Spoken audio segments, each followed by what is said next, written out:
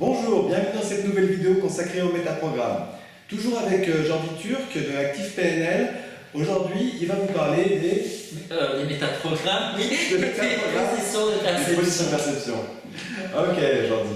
Alors, parle-nous un petit peu de ces positions, qu'est-ce qu'elles sont, qu'est-ce qu'elles permettent, quels sont leurs avantages. La première fois que j'ai découvert les positions de perception, c'était dans un protocole de changement en PNL, et en réalité, plus tard, on s'est aperçu que c'était vraiment des métaprogrammes, c'est-à-dire des positions qui sont vraiment des stratégies mentales. C'est la faculté de déplacer son attention dans différents placements de la conscience, soit sa conscience propre, soit celle de l'interlocuteur, soit une position qui est neutre, qu'on va appeler méta, et qui est une position d'observateur. Donc on va appeler première position sa position à soi, deuxième position la place de l'interlocuteur, et le méta c'est la position neutre extérieure.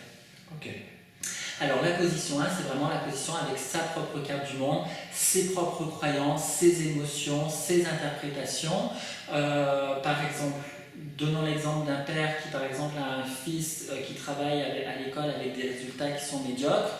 Le père, dans sa première position, va générer de la peur, peut-être même de l'agacement, à dire mais c'est pas possible, pourtant j'ai passé du temps avec lui, à lui expliquer, mais enfin comment ça se fait que ce gamin il comprend rien, avec une peur que son fils rate sa vie plus tard, puisque le père lui-même peut-être a un métier qui aujourd'hui ne lui plaît pas, parce que lui-même n'avait pas de bons résultats ni de diplôme, et du coup par inquiétude pour son fils, vit cette pression et cette colère. Donc ça c'est une première position qui risque de l'empêcher relationnellement avec son enfant de se rendre compte qu'il manque de patience et que le fait de s'énerver sur lui, ça ne sera pas pratique. Donc du coup la deuxième position c'est la faculté de se mettre à la place de son enfant en se disant tiens si profondément je suis à la place de mon enfant, déjà c'est pas très drôle à mon âge d'aller à l'école, c'est imposé.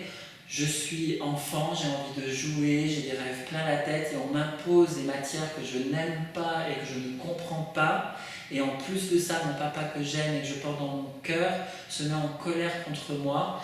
Et là, c'est intéressant d'être vraiment dans cette deuxième position parce que du coup, on peut vraiment comprendre ce que vit l'autre et savoir comment adapter son langage, comment adapter une meilleure communication. Et c'est vraiment une question d'empathie vraiment avec l'autre. Et avant de pouvoir être dans cette deuxième position, on voit qu'il y a une position importante, c'est la position méta. C'est déjà la position méta de se voir faire et de se dire tiens, si je me regardais de l'extérieur, neutre de mes émotions, qu'est-ce qui se passe? Là, qu'est-ce que je vois de l'extérieur? Je vois un père qui s'inquiète pour son fils par rapport à ses résultats scolaires, et je vois que le fils, lui, en fait, il a peur de son père et il n'aime pas ce qu'il fait. Qu'est-ce qu'ils ont en commun? Ces deux êtres qui ont des besoins, qui souhaitent avancer pour leur bonheur et leur plaisir, mais qui n'ont pas encore trouvé de stratégie et de moyens. Et cette position méta permet de prendre du recul pour aller ensuite vraiment en deuxième position. Parce que le piège, quand j'enseigne la PNL et que j'accompagne des personnes à passer dans cette deuxième position au niveau de la communication, souvent les gens confondent la deuxième position avec ce qui s'appelle la lecture de pensée. Oui. Voilà, ce que tu avais peut-être parlé, je ne sais pas, dans d'autres vidéos. Pas encore, mais ça va venir. Voilà, la lecture pensée, c'est de se mettre à penser à la place de l'autre, mais à partir d'une première position. Et donc ça pourrait donner pour le père, mais c'est pas possible, il se fout de ma gueule ce gamin. Vous voyez qu'est-ce que vous voyez? Vous voyez? Vous voyez voilà. Et là, c'est une lecture de pensée que le père peut avoir sur son enfant. Et souvent, c'est ce que l'on fait quand on est pris dans nos émotions. On pense à la place de l'autre. Et donc, on dit qu'on est dans une fausse deuxième position parce qu'elle est faite à partir de la première position. Néanmoins, la première position, elle peut être quand même super utile parce qu'à un moment donné, pour savoir moi, mes règles, comment est-ce que je juge dans mes jugements de valeur si quelque chose est bien ou mal pour moi, il faut quand même de la première position, il faut un cadre de référence qui me fait dire non ça c'est bien ou ça c'est pas bien.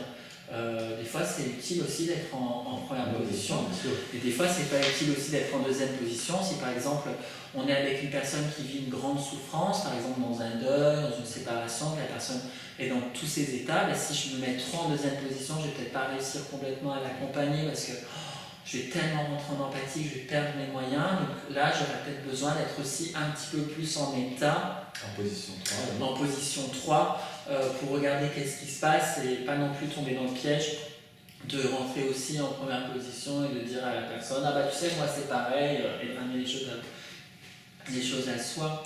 Et trop de méta n'est pas bon non plus parce que trop de position 3 et de regarder les choses de l'extérieur m'empêche à un moment donné de vivre mes émotions, de savoir même peut-être quels sont mes besoins et qu'est-ce que je voudrais. Ouais. Merci encore Jordi pour ces explications, pour cet éclaircissement sur les 3 positions de perception. Moi je vous retrouve pour une nouvelle vidéo consacrée au métaprogramme. Je vous souhaite une excellente journée, je vous dis à bientôt. Merci. Au revoir. Merci. Merci.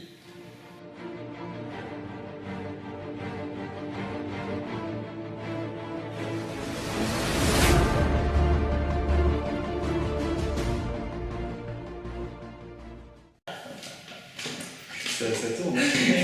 N'hésite pas. Si, c'est existe. Je me suis dit, je sais pas, je comprends.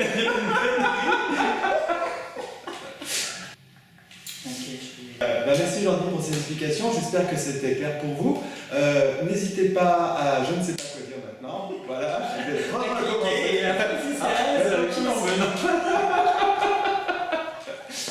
J'espère que c'était parfaitement clair pour vous, et c'est parfaitement clair. Comme Jordi l'explique, non, c'est nul. C'est nul. C'était parfaitement clair et je me fais de l'autosuggestion sur